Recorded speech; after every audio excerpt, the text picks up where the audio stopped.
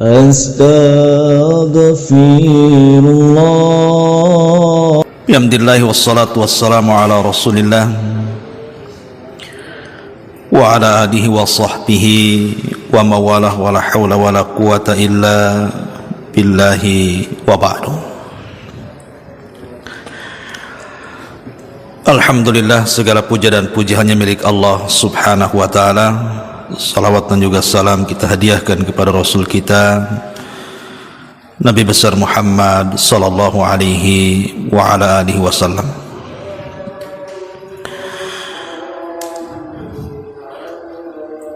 Harusnya pagi ini saya jadwalnya di Puskopkar nih sebenarnya, cuman kondisi masih kurang fit, kita alihkan jadwalnya di masjid di Daula Ilmi.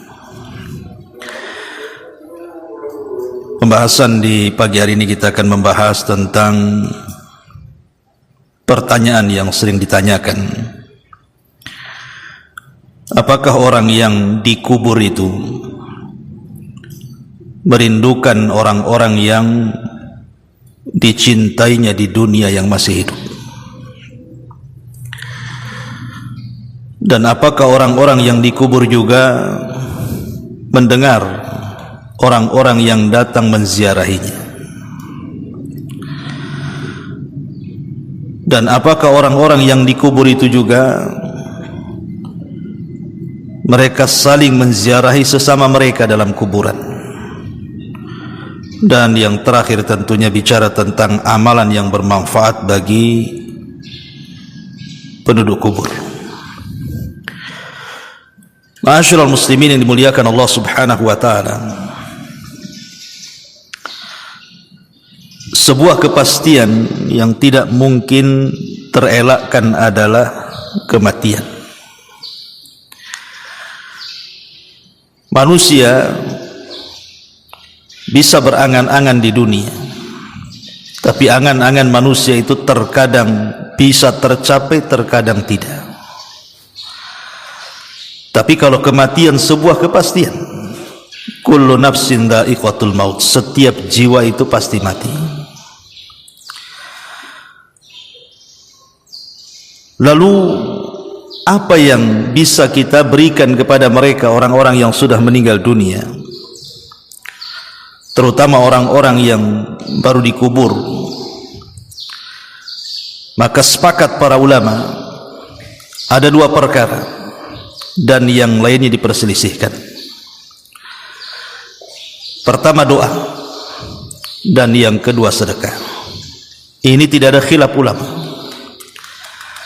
Tapi selain doa dan sedekah ini dikhilafkan ulama panjang. Maka kita akan menjelaskan yang sudah disepakati saja. Pertama, doa.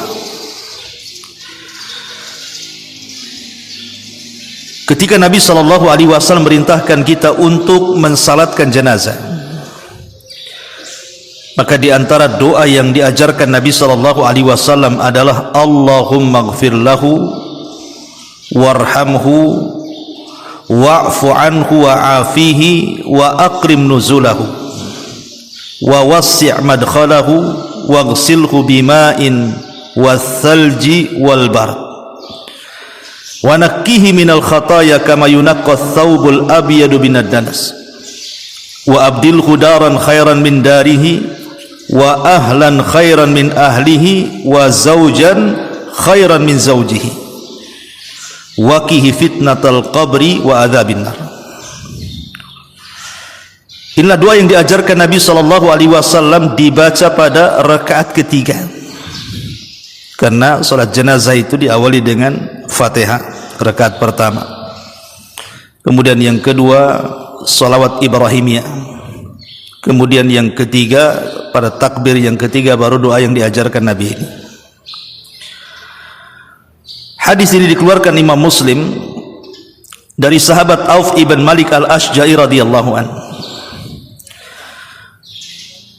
Jadi Nabi SAW mengajarkan doa kepada orang yang meninggal itu, ya Allah ampuni dia, rahmati dia, maafkan dia, muliakan tempat duduknya, luaskan kuburannya, mandikan dia dengan air, salju dan air dingin, bersihkan kesalahannya, sebagaimana baju yang kotor dibersihkan, gantikan tempat terbaik untuknya, keluarga terbaik untuknya, pasangan terbaik untuknya, dan selamatkan dia dari fitnah kubur dan adab neraka. Dan Nabi SAW mengatakan, istaghfiru li akhikum wasalu lahu at-tathbit fa innahul an yus'al. Mintakan ampun kepada Allah atas dosa-dosa saudara kalian, dan mintalah kepada Allah ketetapan agar dia bisa menjawab, karena dia sedang ditanya. Dan beberapa riwayat yang tidak mungkin saya baca karena panjang juga, kesimpulannya adalah, kalau seandainya kemudian kita menguburkan jenazah atau menziarahi kuburan, maka doa yang disepakati yang harus kita berdoa untuk ahli kubur itu 3. Pertama, mintakan kepada Allah akan ampunan dosa-dosanya. Yang kedua, mintakan kepada Allah agar dia dirahmati. Dan yang ketiga, mintakan kepada Allah agar dia dapat ketetapan saat menjawab pertanyaan mungkar dan nakir. Ini doa yang disepakati. Jadi kalau antum mengantarkan jenazah atau berziarah kuburan, maka 3 perkara ini jangan sampai ditinggalkan. Ya Allah, ampuni orang ini. Ya Allah, rahmati orang ini. Ya Allah, tetapkan jawaban orang ini. Kalau itu orang tua kita, ya kita ngomong, ya Allah, tetapkan ampunan bagi orang tuaku, berikan rahmat bagi orang tuaku, dan tetapkan jawabannya dari pertanyaan mungkar dan nakir bagi orang tuaku, dan begitu seterusnya. Ma'asyiral muslimin yang dimuliakan Allah Subhanahu wa taala, ini yang pertama. Yang kedua, apakah orang-orang yang dikubur itu merindukan orang-orang yang dicintainya di dunia saat menziarahinya? Ma'asyiral muslimin yang dimuliakan Allah Subhanahu wa taala, terjadi silang pendapat di antara para ulama. Ada yang mengatakan bahwa, seperti Syekh Shalih Fauzan hafizahullah taala mengatakan, ijtihad beliau, bahwa apabila seseorang itu menziarahi kuburan, maka orang yang dikubur itu akan merasa bahagia, akan merasa senang, karena juga mereka menanti doa-doa orang yang hidup yang mengantarkan doa untuk diri mereka. Jadi mereka senang dengan doa yang dihantarkan kepada mereka, bukan karena ziarah kuburnya. Karena ziarah kubur itu bermanfaat bukan untuk si mati, tapi ziarah kubur itu bermanfaat untuk kita yang hidup. Kata Nabi SAW, kuntu nahaitukum an ziyaratil kubur fazuruha fa innaha tudzakirukumul akhirah. Kata Nabi SAW, dulu aku larang kalian ziarah kubur, sekarang ku perintahkan kalian ziarah kubur, karena dengan ziarah itu mengingatkan kalian dengan kematian. Jadi ziarah kubur itu manfaat untuk kita yang berziarah, mengingat akhirat, mengingat kematian, melembutkan hati, dan begitu seterusnya. Adapun yang dimaksud doa, itulah yang ditunggu-tunggu orang yang ada di kubur itu. Jadi para penziarah yang datang ke kuburan itu, yang ditunggu oleh mereka adalah doa. Mereka sangat senang dengan doa yang kita hantarkan kepada mereka. Doa apa ya? Doa tadi, minta kepada Allah agar Allah mengampuni dosanya, minta kepada agar Allah merahmati dirinya, dan minta kepada Allah agar dia diberikan ketetapan dalam jawabannya. Ma'asyiral muslimin yang dimuliakan Allah Subhanahu wa taala, kemudian timbul pertanyaan, walaupun ini sekali lagi ijtihadnya Syekh Shalih Fauzan hafizahullah taala, karena Syekh bin Baz rahimahullah taala ketika ditanya soal ini, dia mengatakan Allahu a'lam. Kita tidak bisa mengatakan tidak juga mengatakan iya. Beliau tawakuf. Ini perkara gaib sampai datang dalil.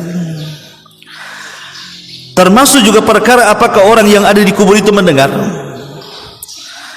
Maka ada yang mengatakan bahwa orang yang ada di kubur itu tidak mendengar apapun yang kita bicarakan di atas kubur. Orang yang mengatakan seperti ini berpendapat dengan surah Fatir ayat 22, di mana Allah mengatakan wa ma anta bimusmi'in man fil kubur, bahwa engkau wahai Muhammad tidak mungkin memperdengarkan orang-orang yang ada di kubur. Dan juga Allah mengatakan dalam surah An-Naml ayat 80, innaka la tusmi'ul mauta, engkau tidak bisa memperdengarkan orang yang sudah mati, karena orang yang sudah mati itu terputus amalannya. Apalagi kemudian dia disibukkan dengan nikmat kubur atau azab kubur, disibukkan dengan taman-taman sorga atau hufratun min hufarin nar, lubang dari lubang-lubang neraka, sehingga mereka sibuk tidak mungkin mendengar apapun yang kita bicarakan. Tapi ada juga yang mengatakan mereka mendengar. Dalilnya adalah ketika Nabi SAW setelah perang Badar, kita tahu bahwa jasad-jasad Abu Jahal, Rabi'ah, Syaibah, Umayyah itu diletakkan di lubang yang ada di Badar. Jadi jasad-jasad itu, bangkai-bangkai Abu Jahal itu. Maka Nabi SAW tiba-tiba mengajak bicara bangkai-bangkai itu dan mengatakan, kata Nabi SAW, fa inni wajadtu ma wa'adani rabbi haqqan, sesungguhnya aku, kata Nabi, sudah mendapatkan apa yang Allah janjikan kepadaku. Fahal wajadtum ma wa'ada rabbukum haqqan, apakah kalian juga sama? Maka ketika itu Umar bin Khattab radhiyallahu mengatakan, ya Rasulullah, kenapa kau bicara dengan orang mati? Gitu. Mereka sudah mati, kenapa kau bicara dengan mereka? Maka Nabi SAW mengatakan, ma antum bi asma'a lima aqulu minhum walakinnahum la yastati'una an yujibu. Kalian tidak lebih mendengar dari aku kepada mereka, tapi mereka tidak sanggup menjawab. Mereka dengar tapi tidak bisa menjawab, gitu maksudnya. Dari hadis ini sebagian mengatakan orang-orang yang dikubur itu mendengar karena Rasul bicara masalahnya, cuma mereka tak bisa jawab. Tetapi sebagian ulama membantah bahwa hadis ini bukan menunjukkan orang yang ada di kubur itu mendengar, karena hadis ini bicara khususiyah Nabi, kekhususan Nabi saja. Sebagaimana ketika Nabi SAW lewat di dua kuburan yang disiksa, kemudian Nabi SAW membelah pelepah kurma, kemudian menancap di salah satu dari keduanya, selama masih kering, kata Rasul, maka ini bisa meringankan azabnya. Ini khususnya Nabi mendengar orang yang diazab. Sama juga di sini. Adapun kemudian berdalil dengan bahwa orang-orang yang dikubur itu mendengar suara terompah, karena ada hadis yang mengatakan, Nabi SAW mengatakan, innal mayyit idza wudi'a fi qabrihi innahu la yasma'u hafqani alihim idan sarafu. Jadi si mayat itu apabila dikubur, maka mereka mendengar suara terompah orang yang mengantarnya. Sebagian mengatakan, lihat, mereka mendengar, karena Rasul mengatakan mendengar. Tapi sebagian para ulama mengatakan tidak, maksudnya di sini mendengar itu saat itu saja, saat dikubur saja mendengar. Apakah mendengar terus setiap ada orang yang ziarah kubur? Tidak, karena konteks hadis ini adalah saat penguburan. Jadi saat kemudian si mayat itu dikubur, kemudian para pelayat dan pengantar itu pulang, disitulah dia mendengar suara terompah sandal yang semakin jauh meninggalkannya. Karena tidak ada dalil yang mengatakan bahwa dia mendengar seterusnya. Ini juga bantahan bagi orang yang berpendapat bahwa si mayat itu mendengar. Kesimpulannya, wallahu a'lam, karena ini perkara gaib, kita tidak bisa menetapkan mendengar atau tidak mendengar. Tetapi secara dalil kita hanya bisa menetapkan perkara ini lewat dalil yang sahih. Seperti mamanya ketika si mayat dihantar ke kuburan, Maka kemudian mereka akan berteriak-teriak dan mengatakan, kalau dia orang baik, qaddimuni qaddimuni, segerakan aku, segerakan aku. Tapi kalau dia tidak baik, orang jahat, maka dia mengatakan, ya wailaha ila aina tadhhabuna biha, hendak kau bawa kemana aku, katanya. Artinya dia kan merasakan tuh, tapi merasakannya saat itu saja, saat ketika diantar jenazahnya. Termasuk juga mendengar suara trompa. Adapun kemudian hadis yang mengatakan apakah kemudian orang yang datang berziarah kemudian mengucapkan salam, mereka mendengar dan menjawab salam, berdalil dengan hadis Nabi SAW, fa innaha turaddu alayya ruhi hatta arudda alaihi salam. Jadi apabila kita mengucapkan salawat kepada Rasul, maka Nabi SAW akan menjawab dalam kuburannya salam yang disampaikan malaikat kepadanya. Tapi ini juga, kalaupun sahih hadis ini, kata para ulama, ini khususiyah Nabi, bukan untuk yang lainnya. Tapi yang jelas bahwa karena ini perkara gaib, ada yang berpendapat mereka mendengar, ada yang berpendapat mereka tidak mendengar, maka kita katakan wallahu a'lam. Kita hanya menetapkan yang ditetapkan dalil, dan kita tidak menetapkan yang tidak ditetapkan dalil. Walaupun sekali lagi banyak ijtihad para ulama bahwa mereka mendengar, seperti Ibnu Taimiyah, kemudian juga muridnya Imam Ibnul Qayyim rahimahullahu taala, mereka mengatakan mendengar. Ya. Ma'asyiral muslimin yang dimuliakan Allah Subhanahu wa taala. Taib. Pertanyaan berikutnya, apakah juga si mayat tersiksa hatinya karena niyahahnya orang-orang yang ada di atas kuburan? Pemanya ada keluarga si mayat itu menampar-nampar pipi, merobek-robek pakaian, memotong-motong rambut, berguling-guling, berteriak-teriak ala jahiliyah. Ini kan niyahan namanya, seolah menolak takdir. Karena ada hadis Nabi SAW mengatakan, innal mayyit la yu'adzab bibukai ahli alaihi, sesungguhnya si mayat itu akan terazab dengan tangisan orang yang hidup. Al-Imam Ibnu Utsaimin rahimahullahu taala, dia mengatakan bahwa hadis ini, apakah yang dimaksud diazab di sini? Apa maksudnya diazab? Sebagian para ulama mengatakan ya diazab karena sebelum matinya dia tidak berwasiat.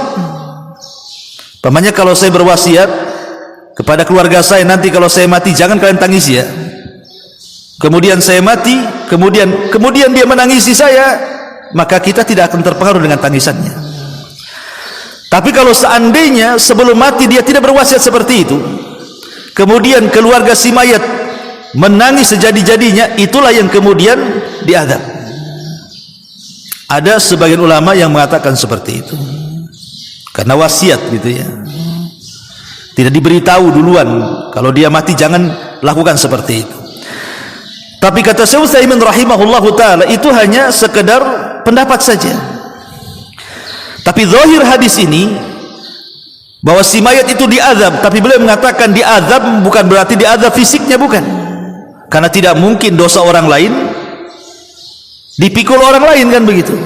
Tapi yang dimaksud diazab di sini bukan azab fisik, tapi diazab di sini maksudnya hatinya itu merasa tersiksa. Seperti umpamanya seseorang yang safar. Apa kata Nabi SAW? Safar itu qit'atun minal adab. Antum safar, kata Rasul, safar itu potongan dari adab. Apakah ketika antum safar antum diadab? Tidak kan? Cuman orang safar itu tidak enak. Orang safar itu walaupun tidak ngapa-ngapain, capek, lelah, letih, kan begitu ya. Maka yang dimaksud diadab di kuburannya karena niyah orang hidup itu bukan diadab fisik, tetapi hatinya merasa sedih. Itu yang disebutkan oleh beliau Al-Imam Ibnu Utsaimin rahimahullahu taala. Kemudian juga masalah yang lain, apakah orang-orang yang ada di kuburan itu mereka saling menziarahi satu dengan yang lainnya? Pamannya, orang tuanya meninggal duluan, kemudian anaknya menyusul. Apakah di kuburan kemudian anaknya bisa menziarahi orang tuanya atau sebaliknya? Di sini pun terjadi silang pendapat.